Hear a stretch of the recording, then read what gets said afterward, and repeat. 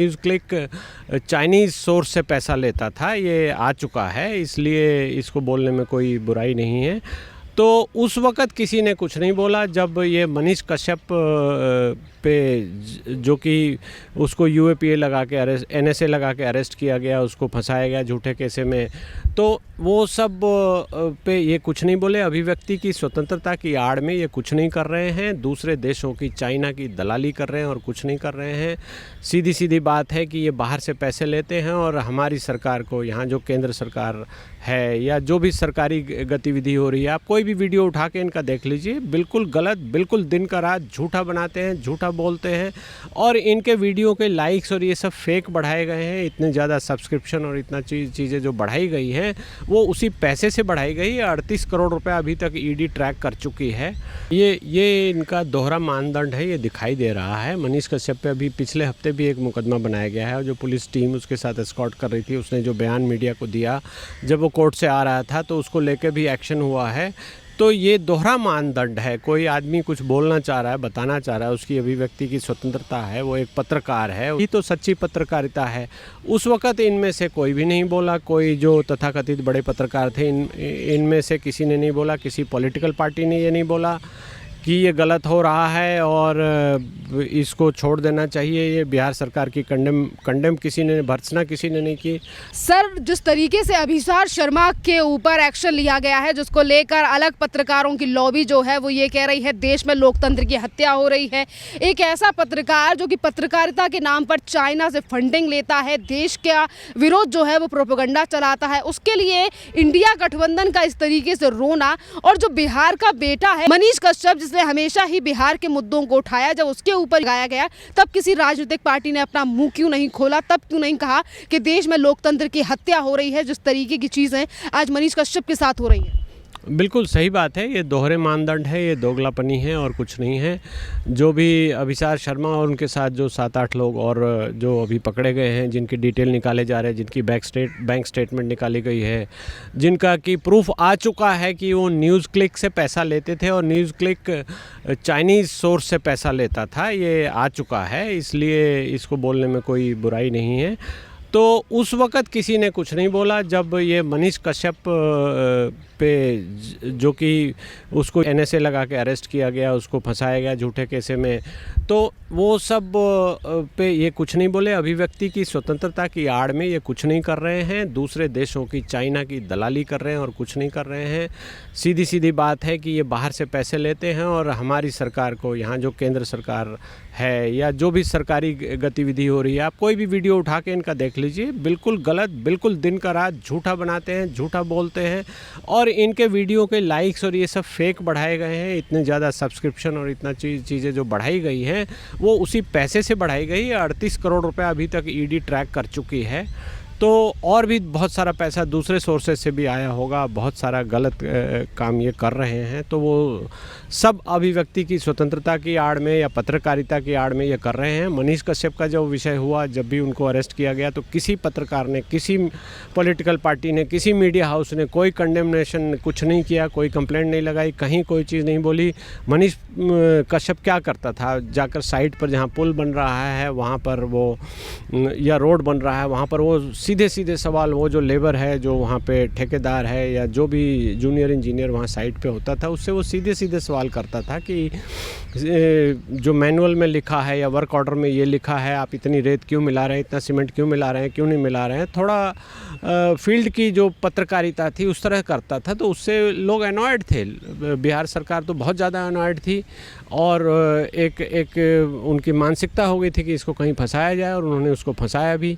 सबसे दुखद बात यह है कि जो तथाकथित रूप से जो पत्रकार हैं या पत्रकारों के नेता हैं या पत्रकार अपने आप को बड़ा पत्रकार क्लेम करते हैं, उनमें से किसी ने भी नहीं बोला कि ये गलत है, और सब चुपचाप उस चीज़ को देखते रहे, बल्कि बढ़ावा देते रहे।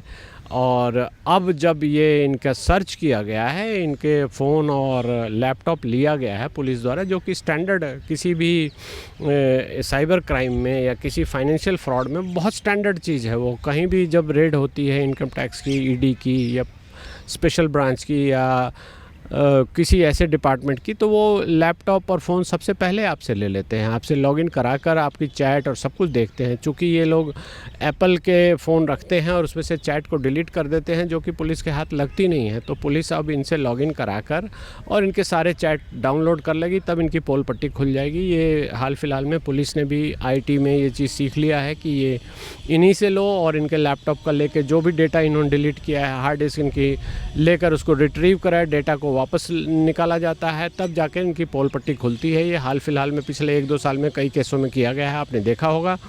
और ये ज़रूरी भी है, इसलिए इस पे जो भी एक्शन हो रहा है, इस एक्शन को हमें सपोर्ट करना चाहिए। और मुझे लगता है कि केंद्र सरकार जिस तरह से कर रही है और जो इंडिया गठबंधन उसकी वजह से बौखलाया हुआ है, ये दोनों चीज़ें एक्शन और रिएक्शन आपको बराबर में दिखाई दे रहे हैं। और जनता सब कुछ ऑब्जर्व कर रही है, देख रही है, समझ रही है और किसी को भी माफ़ नहीं करेगी। आज अभिसार शर्मा के ऊपर हुई कार्रवाई को कहीं ना कहीं 2024 के लोकसभा चुनावों से जोड़ा जा रहा है। कहा जा रहा सच्चाई दिखाते थे, सच्चाई के पत्रकार हैं, इसीलिए उन्हें 2024 के चुनाव से पहले उनका मुंह बंद कराया जा रहा है। सर, जब बिहार में एक सच्चे पत्रकार की आवाज़ को बंद कर दिया जाता है, तब क्यों नहीं कहा गया कि बिहार में तानाशाही है, या फिर तेजस्वी यादव को चैलेंज करने के चक्कर में जो है वो 2-2 बार एक और मामला जो है वो मनीष कश्यप के ऊपर डाल दिया गया? हाँ, ये इनका दोहरा मानदंड है, ये दिखाई दे रहा है। मनीष कश्यप पे अभी पिछले हफ्ते भी एक मुकदमा बनाया गया है और जो पुलिस टीम उसके साथ एस्कॉर्ट कर रही थी, उसने जो बयान मीडिया को दिया जब वो कोर्ट से आ रहा था, तो उसको लेकर भी एक्शन हुआ है। तो ये दोहरा मानदंड है। कोई आदमी कुछ बोलना चाह रहा है, बताना चाह रहा है, उसकी अभिव्यक्ति की स्वतंत्रता है, वो एक पत्रकार है, उसने बहुत सारे वीडियोस बनाए हैं जो कि लोगों ने पसंद किए हैं, लोगों ने देखा है, घंटों देखा है, और उसमें बहुत सारा एजेंडा उठाया गया है। बिहार का एक ऐसा पुल जो 2 बार टूटा, उसके बारे में उसने बहुत पहले बता दिया था कि ये पुल का डिज़ाइन डिफेक्टिव है और ये टूटेगा और ये गिरेगा। ऐसे ही एक और छोटा पुल बना था, उसके बारे में बताया, उसके बाद वो टूट गया।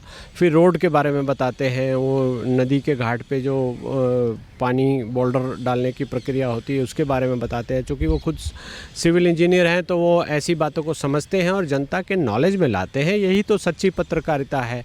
उस वक़्त इनमें से कोई भी नहीं बोला, कोई जो तथाकथित बड़े पत्रकार थे इनमें से किसी ने नहीं बोला, किसी पॉलिटिकल पार्टी ने ये नहीं बोला कि ये गलत हो रहा है और इसको छोड़ देना चाहिए। ये बिहार सरकार की कंडेम किसी ने, भर्त्सना किसी ने नहीं की। तो ये दिखाई दे रहा है कि ये लोग किस तरह से दोहरे मानदंड पे चलते हैं, किस तरह से ये बाहरी एजेंडा को प्रमोट करने के लिए यहाँ पत्रकारिता का जामा पहनकर ये पत्रकारिता कर रहे हैं। अब वो दिन लद गए। वैसे भी सूचना की क्रांति हो चुकी है, ओरिजिनल न्यूज़ हर किसी को हर जगह से दिखाई दे जाती है। जो किसी चैनल पर, एनडीटीवी चैनल के द्वारा अभिसार शर्मा जो करते रहे हैं, उसके बाद इन्होंने अपना यूट्यूब चैनल खोल के किया, या इनके साथ जो ऐसे ही बहुत सारे लोग हैं जो ऐसे चैनल खोलकर बिना सिर पैर की बातें करते रहते हैं, बिना सिर पैर की बातें बकवास करते रहते हैं और जाकर सरकार के बारे में उल्टी सीधी अफवाह उड़ाते हैं, धार्मिक संप्रदाय को, धार्मिक सौहार्दता को बिगाड़ते हैं। तो ऐसे लोगों के खिलाफ एक्शन होना चाहिए और ये बिल्कुल सही हो रहा है और मैं इसका समर्थन भी करता हूँ। ये होना भी चाहिए, ये बहुत दिन से ड्यू था। ऐसा कुछ नहीं है कि आप जिसके जो मन में आएगा वो बोलता रहेगा और सरकार चुपचाप उसको झेलती रहेगी। पहले का जो लाइसेंसिंग का सिस्टम था टेलीविज़न का या रेडियो का, तो तब रेगुलेटेड होता था।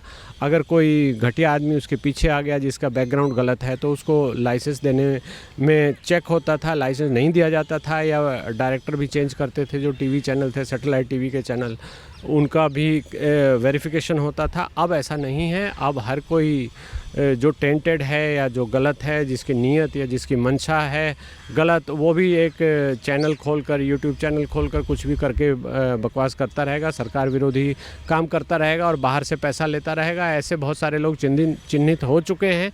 चूँकि ये आईटी की रेवोल्यूशन है, जिस रेवोल्यूशन का इन लोगों ने फ़ायदा उठा लिया, लेकिन अब सरकार को भी ये सब दिख गया है। सरकार की जो एजेंसीज़ हैं वो भी इन चीज़ों को समझने लगी है। तो ये अब बचेंगे नहीं, इनके खिलाफ एक्शन होना चाहिए और ये जनता को जो भ्रम में डालते हैं उस पर भी एक्शन होना ही चाहिए। सर, इसी के साथ जो इंडिया गठबंधन सवाल उठा रहा है 2024 के चुनावों को लेकर, इसी इंडिया गठबंधन ने अभी 1 महीने पहले 14 पत्रकारों को बैन कर दिया था और कहा था कि हम इनके शो में नहीं जाएंगे, इनकी डिबेट में नहीं जाएंगे। तब लोकतंत्र की हत्या नहीं थी, या फिर तब पत्रकारिता पर सवाल नहीं उठाए जा रहे थे, या फिर तब पत्रकारों की आवाज़ बंद नहीं की जा रही थी? हाँ, बिल्कुल सही बात है। ये तब इनकी मानसिकता दिखाई दे रहा है, इनके हिसाब की चीज़ किसी पत्रकार ने नहीं दिखाई है। ये जो चाहते हैं, जो इनका एजेंडा प्रमोट नहीं किया तो उसकी बायकॉट करना शुरू कर दिया, ये नहीं जाएंगे ऐसा करना शुरू कर दिया।